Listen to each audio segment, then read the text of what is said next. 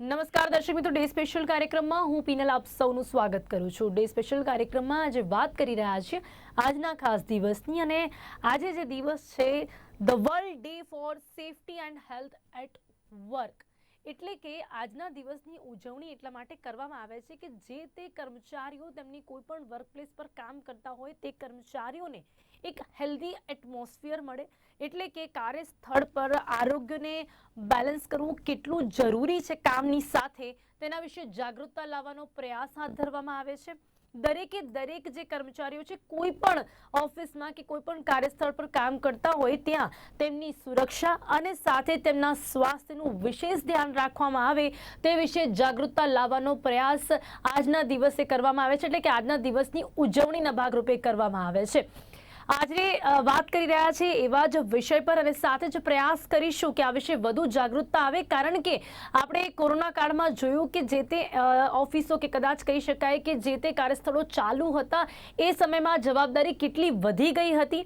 જો કે work from હોમનું concept ત્યારથી આવ્યું છે તે હજી પણ ક્યાંક ને ક્યાંક ચાલે છે, પરંતુ હવે જ્યારે આપણે ફરી એક વખત ઓફલાઈન બધું શરૂ કરી રહ્યા છે ત્યારે આ જવાબદારી ફરી એક વખત આવી ગઈ છે કે કોઈ પણ કાર્યસ્થળ પર કોઈ પણ એમ્પ્લોય હોય, કોઈ પણ કર્મચારીઓ તેના પર એટલો વર્કલોડ ન આવે કે કદાચ એ કામથી એટલો હેરાન થઈ જાય, કારણ કે ઘણી બધી વખત આપણે એ પ્રકારની ઘટનાઓ પણ જોતા હોય છે કે વર્કલોડ વધવાના કારણે કોઈને માનસિક બીમારી પણ થાય છે કે ઘણા બધા લોકો સુસાઇડ પણ અટેમ્પ્ટ કરી લેતા હોય છે, એવી ઘટનાઓ પણ સામે આવી ચૂકી છે। તે સિવાય ઘણી દુર્ઘટનાઓ બનતી હોય છે, જેમ કે ફાયરની વાત કરવામાં આવે તો એ વિશે પણ એમ્પ્લોયઝને એટલી જાણકારી હોવી જોઈએ કે આવી કોઈ પણ ઘટના ઘટે તો એ લોકોએ શું કરવું, એના વિશે કોઈ પણ ઓફિસ છે એનું જે HR છે કેટલું જાગૃત છે, આ બધી જ ચર્ચા કરવાનો આજે આપણે પ્રયાસ કરીશું। જેની માટે મારી સાથે અહીંયા જોડાઈ ગયા છે સ્વસ્તિક જાડેજાજી, જેઓ ફાયર સેફટી ઓફિસર સ્પેશિયાલિસ્ટ છે ગુજરાત સ્ટેટના। તેમની સાથે છે ભાવેશ ઉપાધ્યાયજી, जो HR एक्सपर्ट છે, અને સાથે છે ડોક્ટર પાર્થ વૈષ્ણવ, સાયકેટ્રિસ્ટ। આપ ત્રણેયનું સ્વાગત છે ડે સ્પેશિયલમાં।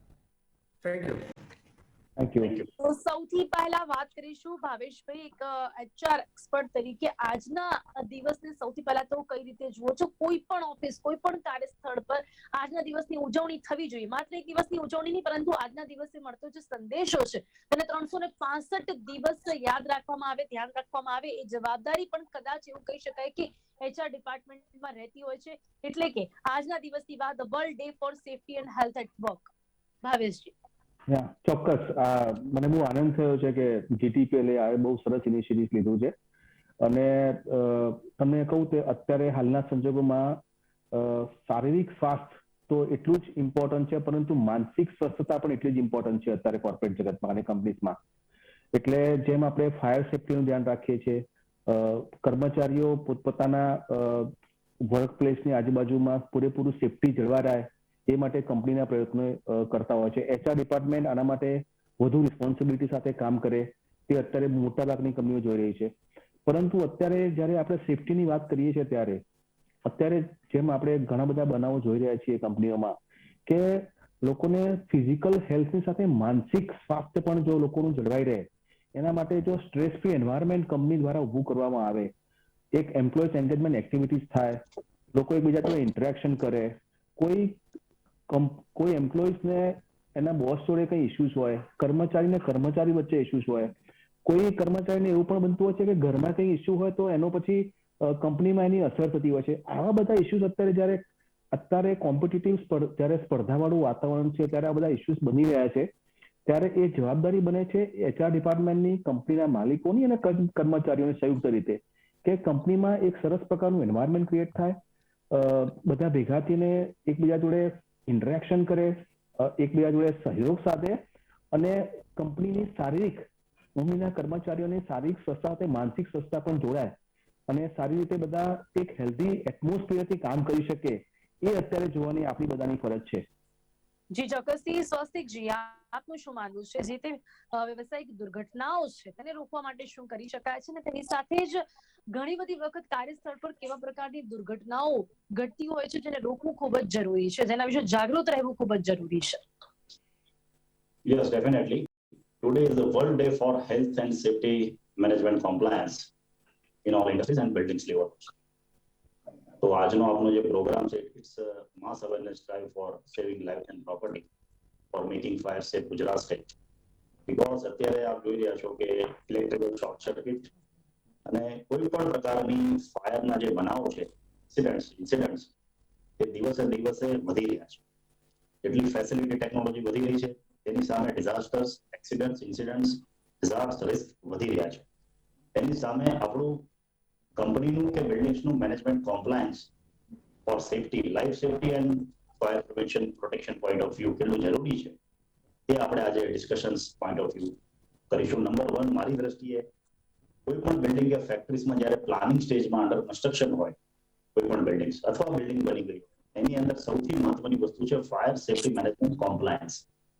એનું ઓડિટ થવું જરૂરી છે. As per national building code 2016 part 4, GPMC act, disaster management act, national building code, national fire protection norms, આ બધા જે નોર્મ્સ છે, ભારત સરકારે કાયદા બનાવેલા છે, નેશનલ ડિઝાસ્ટર મેનેજમેન્ટની ફાયર સેફટી ગાઈડલાઇન્સ છે, તેના આધારે તેનું ઓડિટ થવું જોઈએ. Standing fire advisory council norms છે. જો ઓડિટ થશે ત્યારે જ આપણને ખ્યાલ આવશે આપણું સ્ટ્રેટેજિક પ્લાનિંગ કયા લેવલ ઉપર છે, આપણે કેટલા ફાઇટ કરવા માટે સક્ષમ છીએ, કેટલા એફર્ટ્સ આપણે કર્યા છે. તો તેનું audit, fire safety awareness training, fire drill, fire અત્યારે કેટલી જાગૃતતા છે આ બધી વાતોને લઈને સ્વસ્તિકજી? અત્યારે કેટલી જાગૃતતા જોવા મળે છે દરેક કાર્યસ્થળ પર? જાગૃતતા દિવસે દિવસે ડિઝાસ્ટર વધી રહ્યા છે તેમ તેમ public safety point of view awareness પણ લોકોની વધી રહી છે. બટ હજી પણ આપણે કોમ્પ્લાયન્સને અપગ્રેડ કરવાની ખૂબ જ જરૂર છે. જેમ કે સુરતમાં 2019માં આપણે જોયું હશે કે તક્ષશિલા ફાયર ઓનલી 13 મીટર ની બિલ્ડિંગ્સની હાઇટમાં 22 છોકરાઓ એક ખાલી 13 મીટરની બિલ્ડિંગમાંથી નીચે નતા ઉતરી શક્યા, તેના કારણે ફાયર કિલ્ડ થયા હતા, એક્સપાયર્ડ થયા હતા. તો અવેરનેસ જે છે દિવસે દિવસે વધી રહી છે, પણ આપણે હજી પણ એને એ લેવલે લાવી નથી શક્યા. કારણ કે ફાયર સેફટી અવેરનેસ ટ્રેનિંગનો જે ઇન્ટરેસ્ટ હોવો જોઈએ કંપનીના મેનેજમેન્ટને, તે ખૂબ જ ઓછો જોવા મળે છે. ફાયર બ્રિગેડ તો હંમેશા તૈયાર જ હોય છે ફાયર ટ્રેનિંગ આપવા માટે, પણ જે કંપનીનો ઇન્ટરેસ્ટ છે, બિલ્ડર્સનો ઇન્ટરેસ્ટ છે, તે થોડો ઓછો જોવા મળી રહ્યો છે. Because it's a dead investment. જ્યારે દુર્ઘટના થાય છે ત્યારે જ આપણને ખબર પડે. ડિઝાસ્ટર થયા પછી આપણે રિએક્ટિવ કોન્સેપ્ટથી જીવી રહ્યા છે, પ્રોએક્ટિવ કોન્સેપ્ટથી જીવવાની જરૂર છે. ઇટ્સ જી સજેશન ફોર સેવિંગ. જી ડોક્ટર પાર્થ, હવે કોઈ પણ કાર્યસ્થળ ઉપર આજે જ્યારે ભાવેશભાઈએ વાત કરી કે આપણે જે વ્યવસાયિક દુર્ઘટનાઓ છે તેને તો અટકાવવાની જરૂરિયાત છે, એટલે કે ક્યાંક ને ક્યાંક એ વાત થઈ કે એ લોકો અને ખાસ કરીને એમને સુરક્ષા કેવી રીતે પ્રદાન કરી શકાય છે. પરંતુ જે વધારે ઇમ્પોર્ટન્ટ અત્યારના એટમોસ્ફિયરમાં લાગે છે, કદાચ આપણે કહી શકીએ છીએ કે માનસિક જે સ્વસ્થતા તે વધારે જરૂરી છે. કારણ કે અત્યારે કોમ્પિટિશન વાળી લાઈફ છે, તો જે તે એટમોસ્ફિયર હોય, દરેક કાર્યસ્થળ પર બધાને બધું જ કરવું છે ને બધી રીતે આગળ નીકળવું છે, અને એમાં ક્યાંક પાછળ રહી જવું એ પણ એક માનસિક બીમારી લોકોની માટે બની રહી છે. અને ઘણી બધી વખત વર્કલોડ વધારે હોવું એ પણ સહન ન થાય, એનાથી પણ લોકો અહીંયા માનસિક બીમારીનો સામનો કરી રહ્યા છે, ભોગ બની રહ્યા છે. તો કઈ રીતે એક હેલ્ધી એટમોસ્ફિયર પ્રોવાઈડ કરી શકાય છે ડોક્ટર પાર્થ? સ્વસ્તિકભાઈની વાત ઉપરથી એક મને પોતાની પ્રોફેશનમાં પણ જે હું અનુભવ કરું છું એ સૂચ્યું કે લોકો મેન્ટલ હેલ્થને પણ એક ડેડ ઇન્વેસ્ટમેન્ટ જ ગણે છે. જ્યાં સુધી એકચ્યુઅલ ડિપ્રેશન, એન્ઝાઇટી, ઇન્સોમ્નિયા કે એડિક્શન નથી આવતા ને ત્યાં સુધી કોઈ સાયકિયાટ્રિસ્ટ, મેન્ટલ હેલ્થ એક્સપર્ટ પાસે આવવાનું પસંદ નથી કરતું. વી એક્સપિરિયન્સ ધ સેમ. ઘણી બધી કંપનીઝમાં હું ઘણા બધા સેમિનાર લઈ ચૂક્યો છું, પ્રોડક્ટિવિટી વધારવા કે એડિક્શન અવોઇડ કરવા. પણ એ સેમિનાર ત્યારે હોય જ્યારે સપોઝ સુશાંત સિંહ રાજપૂતનું સુસાઇડ હતું, એના પછી લગભગ 1.5 મેં સેમિનાર્સ, વેબિનાર્સ, કારણ કે ત્યારે આપણે કોવિડ હતો, ખૂબ બધા વેબિનાર કર્યા હતા. પછી સમહાઉ મને લાગે છે કે છેલ્લા વર્ષમાં લોકોની મેન્ટલ હેલ્થ એકદમ હિમાલય પર્વત જેવી થઈ ગઈ હશે, કારણ કે nobody needs help from any company. એટલે આઈ થિંક આ એક ઇન્ડિયન પર્સપેક્ટિવ ને સાયકોલોજી છે કે જ્યાં સુધી આગ નથી લાગી, ખાડો ખોદવા જવાની જરૂરત ક્યાં છે? મેન્ટલ હેલ્થ માટે આ ઇશ્યુ આપણે મેક્સિમમ જોયેલા છે. જો આપણે કોઈ પણ કંપની જ્યારે પોતાના એમ્પ્લોઈઝ પાસેથી પ્રોડક્ટિવિટી એક્સપેક્ટ કરતી હોય, એમને કોઈક પ્રકારના સ્પેસિફિક રિઝલ્ટ, પરિણામ, એમના ટાર્ગેટ્સ પૂરા કરવા હોય, એના માટે બહુ જ જરૂરી છે કે એમના એમ્પ્લોયી પોતાની 100% તો એટલીસ્ટ 80% કેપેસિટી સાથે પરફોર્મ કરી રહ્યા છે.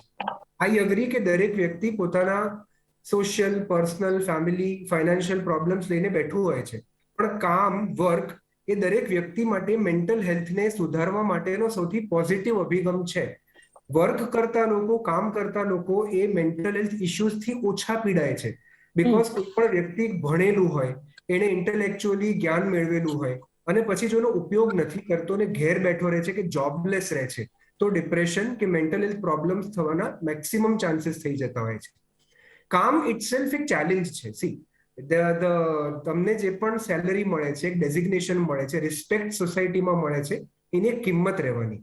સૌથી પહેલા તો દરેક એમ્પ્લોયીએ એક ફરિયાદ બીચિંગ કરવાનું કે અમારે કંપનીમાં આવું છે, અમારે ફલાણું આવું છે, બંધ કરવું જોઈએ. કારણ કે જેટલી નેગેટિવ ટોક તમે વધારે કરો એટલું એટમોસ્ફિયર નેગેટિવ થાય, તમારો મેન્ટલ અભિગમ નેગેટિવ થતો જાય. દરેક કંપનીમાં અલગ અલગ ડિપાર્ટમેન્ટ હોય છે. હવે તો કાઉન્સિલર્સ પણ કંપની રાખવા માંડ્યા છે. તમારા થતા પ્રોબ્લેમને તમે એક જ વ્યક્તિ સુધી સીમિત રાખો, કારણ કે એટમોસ્ફિયર નેગેટિવ નથી બનાવવું. આપણે નેગેટિવ ઇવેન્ટને સમજી અને સોલ્વ કરી અને એટમોસ્ફિયર પોઝિટિવ બનાવવું છે. એટલે આ એક અભિગમ હું જોઉં છું દરેક જ્યાં પણ હું લેક્ચર આપતો હોઉં છું ત્યાં, કે જેને પણ પ્રોબ્લેમ હોય એ પોતાની આજુબાજુની ક્યુબિકલ્સમાં કહે છે, પણ કન્સર્ન લોકો સુધી નથી કહેતા. સો આ એક મેન્ટાલિટી ચેન્જ નહીં થાય ત્યાં સુધી એટમોસ્ફિયર ચેન્જ નહીં થાય. સેકન્ડ, કે we are in the era of startups. આપણે એક એવા સ્ટાર્ટઅપના એરામાં છીએ કે જ્યાં એમ્પ્લોયી અને એમ્પ્લોયર વચ્ચેના રિલેશનશિપ્સ બહુ ચેન્જ થઈ ગયા છે. આવી પરિસ્થિતિમાં આઈ ગેસ કે એક ઓપન એન્વાયરમેન્ટ લોકોની સાઇક વધારે ઓપન કરે છે, લોકોને કામ કરવું વધારે ગમે છે. વર્ક ઇઝ વર્શિપ એ જૂના જમાનામાં કહેતા હતા. Work is everything for your mental health એ આજના જમાનાનો અત્યારનો નવો સૂત્ર છે. આવી પરિસ્થિતિ ઇન્ટર કલીગ રિલેશનશિપ, બોસ અને એમના એમ્પ્લોયી વચ્ચેના રિલેશનશિપ, આ બધા માટે પણ અલગ અલગ સ્ટેપ્સ લેવામાં આવે તો એ સુધારવાને કારણે દરેક એમ્પ્લોયની પ્રોડક્ટિવિટી, એમનું યોગદાન અને અલ્ટિમેટલી કંપનીની પ્રોફાઇલ સુધરી શકે છે. ઇટ ઇઝ વેરી ઇમ્પોર્ટન્ટ કે તમારા બધા જ એમ્પ્લોઈઝ મેન્ટલી ઓપ્ટિમલ ફેઝમાં છે. કોઈ પરફેક્ટ ફેઝમાં તો કોઈ હોઈ જ ના શકે ક્યાંય. જી જી જી જી અહીંયા જે વાત ડોક્ટર પાર્થે કરી, ભાવેશભાઈ, કદાચ આપ પણ અહીંયા એ વાતની સાથે સહેમત હશો કે જે એક વાતાવરણ જે મળવું જોઈએ ને, એની જવાબદારી કોની આવે છે? કદાચ એવું કહી શકાય કે એચઆર ની જવાબદારીમાં આવે છે. કારણ કે એક બોસ અને એક એમ્પ્લોયની વચ્ચે કેવા સંબંધો છે કે પછી કદાચ કોઈ પણ કારણવશ, કોઈ પણ કારણસર કોઈ પણ એમ્પ્લોય તે લોકોની વચ્ચે સંબંધો ન સારા રહેતા હોય, એની સાથે સાથે એના ઘરમાં પણ જો કોઈ પ્રોબ્લેમ ચાલતી હોય, એના કારણે એ ઓફિસમાં પણ ડિપ્રેસ્ડ હોય, તો ઘણી બધી વખત એને ઇગ્નોર કરવામાં આવે છે. એટલી કદાચ એવું પણ માની લેવામાં આવે છે કે અમને અમારું કામ જોઈએ છે. ઘણી વખત ઘણી ઓફિસોમાં એ રીતનું પણ જોવા મળતું હોય છે કે એમને એમના કામથી મતલબ હોય છે કે એમનો જે એમ્પ્લોય છે એમનું કામ કરી આપે છે કે નહીં. એ એક ભાવના છે ને, એ બદલાવી જોઈએ. દરેક રીતે જે એચઆર છે તેમને દરેક રીતે એક એક્સ્ટ્રા એક્ટિવિટીઝનું ઇન્વોલ્વમેન્ટ કરવું જોઈએ. હંમેશાથી વીકેન્ડ્સમાં હોય કે ગમે તે હોય, કામ સિવાયની અમુક એક એક્સ્ટ્રા એક્ટિવિટી, જેથી કરી આપસમાં પણ એ લોકો એક સારા સંબંધો સ્થાપિત કરી શકે. ભાવેશજી, સાયન્ટિફિક રીતે તમે જોશો ને કે જ્યારે લોકો એકબીજાની જોડે ઇન્ટરેક્શન કરે ત્યારે વાતાવરણ થોડું હળવું થતું હોય છે. એટલે કંપનીમાં જે અત્યારે ચેલેન્જીસ છે, જે પાર્થભાઈએ કીધું કે અત્યારે લોકો આઇસોલેશનમાં બહુ કામ કરતા થઈ ગયા છે અને કન્સર્ન માણસોને વાત નથી કરતા. મારે તો રિયલ પ્રેક્ટિકલ એક્સપિરિયન્સ છે, પાર્થભાઈએ કીધું જે અનુભવું છું. પરંતુ અત્યારે નીડ ઓફ આર એવી છે કે આપણી કંપનીમાં બધા જ કર્મચારીઓ જો હેલ્ધી રહે અને હેલ્ધી વાતાવરણ ક્રિએટ ઉભો થાય તો કંપનીની પ્રોડક્ટિવિટી આપોઆપ આવવાની જ છે. હવે હેલ્ધી વાતાવરણની જવાબદારી કોની? એચઆર ડિપાર્ટમેન્ટની, કંપનીના કર્મચારીઓ પોતાની, કે પછી કંપનીના માલિકની? મારો કહેવાનો મતલબ એ છે કે બધાની, કદાચ ભાવેશભાઈ એવું કહી શકાય, બધાએ મળીને કરવું પડશે. યસ, બધાએ મળીને કરવું પડશે, તો જ આ વસ્તુ શક્ય થશે. અને જેટલું તમે એમ્પ્લોયઝ એન્ગેજમેન્ટ એક્ટિવિટીઝ કરશો, જેટલું બધાનું ઇન્ટરેક્શન તમે વધારશો, એકબીજાના જો કદાચ મતભેદ હોત તો પણ તમે ખુલ્લા દિલે ચર્ચશો, પ્લસ મેન્ટલ હેલ્થ ઉપર તો વધારે ફોકસ રાખવામાં આવશે, તો ચોક્કસ કંપનીના કર્મચારીનું પોતાનું સ્વાસ્થ્ય સારું રહેશે જ, પરંતુ કંપનીનું પણ સ્વાસ્થ્ય ધીમે ધીમે સારું થતું જશે, એવો મને વિશ્વાસ છે. જી ચોક્કસથી. સ્વસ્તિકજી, ફરી એક વખત જો દુર્ઘટનાઓ પર આપણે આવીશું તો કદાચ આપણે આપણા ભારત દેશમાં એક વસ્તુ જે મિસિંગ લાગે છે કે આપણે વાત કરી કે કોઈ પણ પ્રકારની દુર્ઘટનાઓ ઘટે તો પછી થોડા દિવસ એના વિશે આપણે ઘણા એવા પ્રયાસો કરીશું, જેમ કે તક્ષશિલાની ઘટના ઘટીને ત્યારબાદ ઘણી બધી જગ્યાએ ચેકિંગ કરવામાં આવી અને પછી પાછું બધું જ શાંત થઈ જાય છે. હવે આઉટ ઓફ ઇન્ડિયામાં આપણે જોયું છે કે કોઈ પણ જગ્યાએ ફાયર ન પણ થતું હોય તો એ લોકો અમુક દિવસોમાં, if I am not wrong, તો અમુક દિવસોમાં એ લોકો આર્ટિફિશિયલ પણ હોર્ન કરે છે અને પછી બધાને એ રીતે પ્રેક્ટિસ આપવામાં આવે છે કે આવું થાય તો શું કરવું, અને આર્ટિફિશિયલ એ રીતે કરીને લોકોને ટ્રેનિંગ આપવામાં આવે છે એમ્પ્લોયઝને. જે રીતની ટ્રેનિંગ મને અહીંયા ઇન્ડિયામાં ક્યાંય જોવા નથી મળતી. સ્વસ્તિકજી. Right, you are definitely agreed with your points. કે આપણે દુર્ઘટના થયા પછી 1 week 1 month પછી આપણે એને ભૂલી જઈએ છીએ અને આપણા કામમાં લાગી જઈએ છીએ. પણ ઇન્ટરનેશનલ ફાયર સેફ્ટી એસોસિએશન્સ જે છે, મેં જોયું છે New York fire department, Dubai fire service visit કરી છે, તો એમાં મેં જોયું છે તે લોકો fire prevention planning point of view ખૂબ જ કામ કરે છે. દુર્ઘટના થયા પહેલા જેને કહેવાય પ્રોએક્ટિવ ફાયર પ્રિવેન્શન પ્લાનિંગ, એટલે કોઈ પણ ડિઝાસ્ટર થયા પહેલા એની જો તમે પ્રોપર પ્રેક્ટિસ કરવામાં આવે, સ્પેશિયલાઇઝ એડવાન્સમાં જો પ્રેક્ટિસ કરવામાં આવે કે ભાઈ આવો ડિઝાસ્ટર થશે તો મારી પાસે આટલા સ્ટેરકેસ છે, તેમાં આટલા અમારા એમ્પ્લોઈઝ છે, 1000 એમ્પ્લોઈઝ છે, 2000 એમ્પ્લોઈઝ છે, તેને કેવી રીતે હું નીચે without lift by staircase evacuation કરાવીશ, ફાયર ફાઇટિંગ કરીશ, રેસ્ક્યુ ઓપરેશન કરીશ. આ બધાની જે ટેકનિક્સ છે તે એડવાન્સમાં પ્રેક્ટિસ કરવી ખૂબ જ જરૂરી છે. બીકોઝ ઇમરજન્સી મેનેજમેન્ટ જે છે, ઇમરજન્સી થયા પછીનું જે મેનેજમેન્ટ છે બહુ કેઓસ થઈ જાય છે. આપણે તક્ષશિલામાં જોયું, ફાયર બ્રિગેડ વ્હીકલ્સે ફાયર ફાઇટિંગ કર્યું, રેસ્ક્યુ ઓપરેશન કર્યું, છતાં પણ 22 છોકરાઓ એક્સપાયર થઈ ગયા.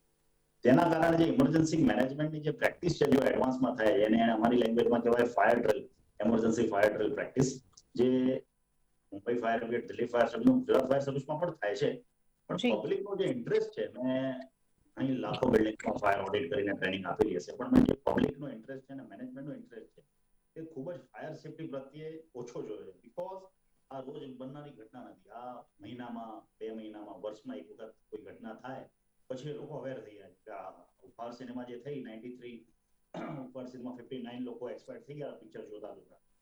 બોર્ડર મૂવી ચાલતું હતું અને એમાં મૂવી જોતા હતા, જ્યારે ધુમાડો નીકળ્યો ત્યારે પણ પબ્લિક ઊભી નથી થઈ, એમને એમ કે આ સ્પેશિયલ ઇફેક્ટ છે. એટલે ફાયર સેફટીની જે અવેરનેસ છે આ લેવલ ઉપર છે. જ્યારે સ્મોક ઓડિટોરિયમની અંદર, હોલની અંદર આવી ગયો અને નીકળતો તે સુધી પબ્લિક બેસી રહી અને 59 લોકો એક્સપાયર થઈ ગયા, 94. પણ કેટલા લોકો આપણે તમે વાત કરી કે કેટલાય બિલ્ડર્સ ને જે લોકો બિલ્ડિંગ ઊભી કરે કે પછી જ્યાં બી ઓફિસ બને, હવે એ લોકો એટલા સજાગ હોય કે ચલો એ લોકો પોતાના ત્યાં ફાયર સેફટીના બધા સાધનો મૂકે, પણ જ્યારે એવું કંઈક થાય ત્યારે એનો ઉપયોગ કઈ રીતે કરવું, બધે જ બધું લાગેલું હોય છે, દેખાય છે, પણ એનો ઉપયોગ કઈ રીતે કરવું એ કોઈને આવડતું જ નથી. Yes, that is why training and emergency fire drill is most important factor. આપણે સિસ્ટમ તો લગાવી દીધી, હાઇડ્રન્ટ લગાવી દીધા, સ્પ્રિંકલર લગાવી દીધા, ડિટેક્શન લગાવી દીધા, બીકોઝ ઓફ ફાયર એનઓસી લેવા માટે સિસ્ટમ્સ કોમ્પ્લાયન્સ કરી દીધી, પણ એનો સાચા સમય 24/7 શું એ ચાલવાની છે? સિસ્ટમ લગાવ્યા પછી 1 વર્ષ, 2 વર્ષ, 3 વર્ષ પછી એ સિસ્ટમ જનરલી ફાયર કોલમાં જોવા મળ્યું છે, સર્વેલન્સ છે, ઇન્ડિયન ફાયર પ્રોટેક્શન સર્વેલન્સ છે, એ જનરલી 24/7 ફાયર સિસ્ટમ્સ કોમ્પ્લાયન્સ થતી નથી, ઓપરેશનલ કન્ડિશનમાં હોતી નથી. ત્યાં સ્પ્રિંકલર બંધ હોય છે, ત્યાં વોટર ટેન્કમાં પાણી નથી હોતું, ત્યાં હાઇડ્રન્ટ બંધ હોય છે, ત્યાં એનું પ્રોપર મેન્ટેનન્સ નથી હોતું. એ તો ખરું, મેન્ટેનન્સ, લેસ મેન્ટેનન્સ છે, પણ છતાં પણ સિસ્ટમ ચાલુ હોવા છતાં પણ લોકોને ટ્રેનિંગ ન હોવાના કારણે એનો સાચા સમયે જેમ આપણે કહીએ ને દશેરાના દિવસે ઘોડા દોડાવવા પડે, એ સાચા સમયે પબ્લિક એનો ઉપયોગ નથી કરી શકતી because lack of knowledge, lack of interest, lack of training, lack of practice.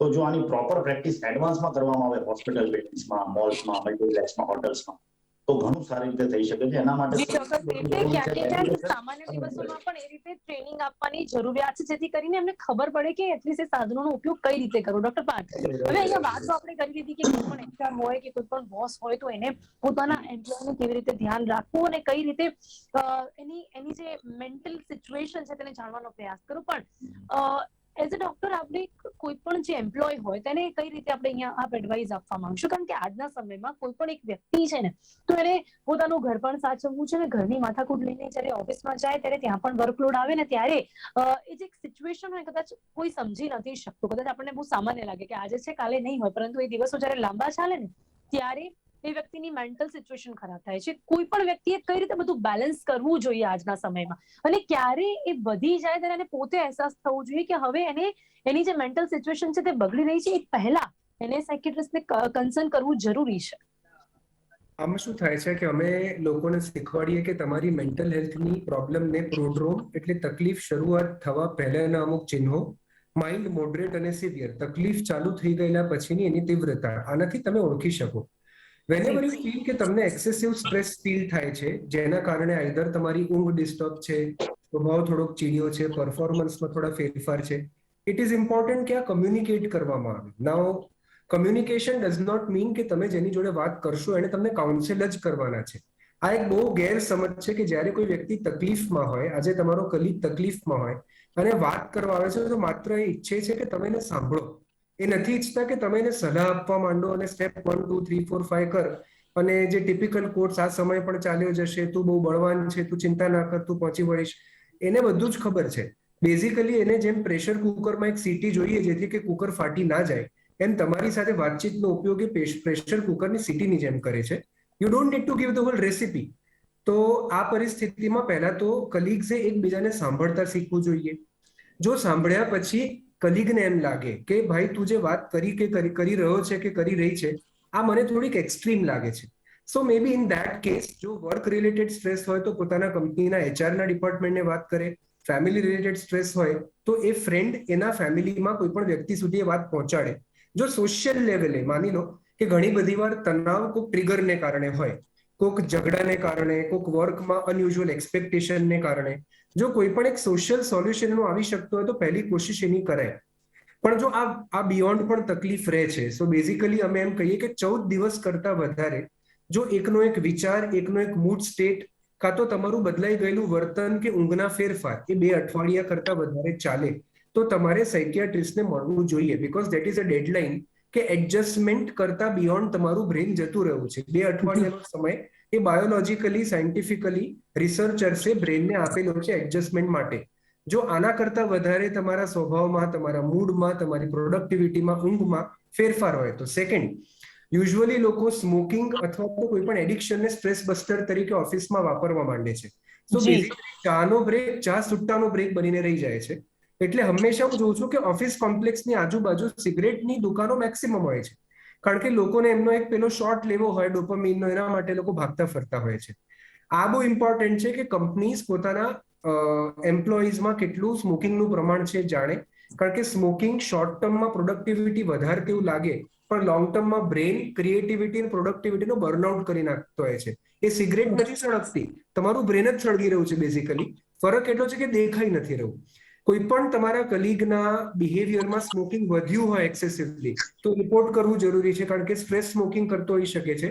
તો એને ઓળખી અને ડી એડિક્શન સાયકિયાટ્રિસ્ટ પાસે મોકલીને સારવાર કરાવવી અત્યંત જરૂરી છે, બીકોઝ સ્મોકિંગથી અલ્ટિમેટલી એ પણ એક પ્રકારની માનસિક બીમારી છે. આ સિમ્પલ સ્ટેપ્સ આપણે જો જાણી શકીએ તો મેન્ટલી આજુબાજુના એટમોસ્ફિયરને પોઝિટિવ કરી શકીએ છીએ અને એકબીજાની મદદથી જરૂર પડે તો કંપનીની, જરૂર પડે તો ડોક્ટરની આપણે વર્ક પ્લેસને એક હેપી પ્લેસ બનાવી શકીએ છીએ. જી ચોક્કસથી, એ ખૂબ જ સરસ અને સાચી વાત આપણે કરી કે વર્ક પ્લેસ એક હેપી પ્લેસ હશે ને તો આ બધી જ સમસ્યાઓને આપણે દૂર કરી શકીશું. અને કદાચ આજના દિવસ અને આજના દિવસની વાત કરીએ આટલા સમયમાં પોસિબલ ન હોઈ શકે, પરંતુ છતાં પણ આપણે પ્રયાસ કર્યો છે કે જે તે લોકો એમ્પ્લોઈઝ હોય, બોયઝ હોય, એમ્પ્લોઈઝ હોય, બોસ હોય કે પછી હોય કોઈ પણ વ્યક્તિ કે જે કોઈ પણ કાર્યસ્થળ પર કામ કરતા હોય તે બધામાં એક જાગૃતતા આવે તેમના જ સ્વાસ્થ્યને લઈને, તેમના એમ્પ્લોઈઝના સ્વાસ્થ્યને લઈને, તેમની સુરક્ષાને લઈને. અત્યારે સમય અહીંયા સમાપ્ત થાય છે. ડોક્ટર પાર્થ આવેશી સ્વસ્તિક છે અમારી સાથે ચર્ચામાં જોડાયા તે બદલ આપનો ખૂબ ખૂબ ધન્યવાદ. Thank you so much. તો દર્શક મિત્રો, આજે વાત કરી છે the world day for safety and health at work, એટલે કે કાર્યસ્થળ પર કોઈ પણ કર્મચારી છે તેનું સ્વાસ્થ્ય અને તેની સુરક્ષા તેને પ્રાધાન્ય આપવું કેટલું જરૂરી છે. આજના સમયમાં એચઆર પોલિસીઝમાં કઈ કઈ બાબતોનો તે ઉલ્લેખ કરવામાં આવે છે અને સાથે જ વ્યક્તિએ પોતે પણ કઈ રીતે પોતાની માનસિક સ્વાસ્થ્યને ધ્યાન રાખવાની જરૂરિયાત છે, પોતાની સુરક્ષા માટે તેણે કઈ રીતે જાગૃત થવાની જરૂરિયાત છે તેના વિશે પણ આપને જણાવવાનો એક પ્રયાસ કર્યો છે અને સાથે જ ક્યાંક એ વાત કરવાનો પ્રયાસ કર્યો છે કે આ બધાની એક સંયુક્ત જવાબદારી છે. બધાએ મળીને પોતાના કાર્યસ્થળને એટલે કે વર્ક પ્લેસને હેપી પ્લેસ બનાવવું જરૂરી છે. અત્યારે ડે સ્પેશિયલ કાર્યક્રમમાં બસ આટલું જ. ફરીથી મળીશું એક નવા વિષય સાથે. ત્યાં સુધી રજા આપશો. નમસ્કાર.